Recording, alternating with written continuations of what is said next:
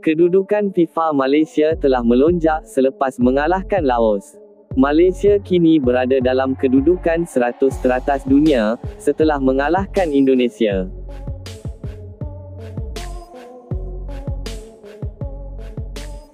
Tetapi, sebelum kita meneruskan, jangan lupa untuk like, komen dan subscribe saluran ini, supaya anda tidak terlepas maklumat mengenai sukan bola sepak setiap harinya.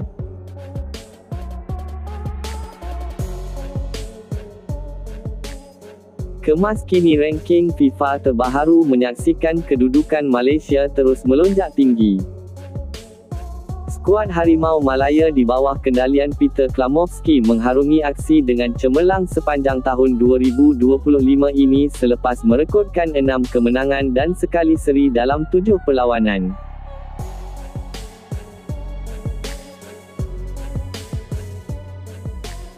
Rekod kebal ini termasuklah ketika skuad kebangsaan meraih kemenangan 2 kali ke atas Laos dalam aksi kelayakan Piala Asia 2027 tempoh hari yang memberi mata ranking cukup lumayan.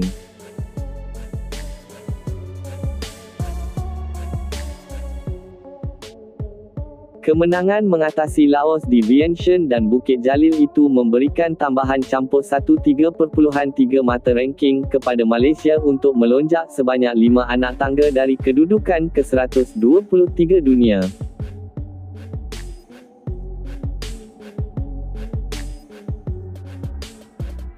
Lonjakan ini menyaksikan Malaysia kini mengumpul 1,161.53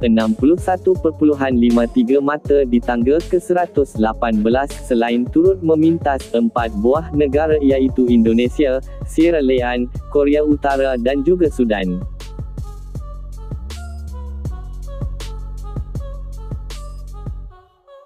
Malaysia kini turut bergelar pasukan ketiga terbaik ASEAN di belakang Thailand yang menghuni kedudukan ke-96 dunia sementara Vietnam di tangga ke-111 berdasarkan kemas kini terbaharu.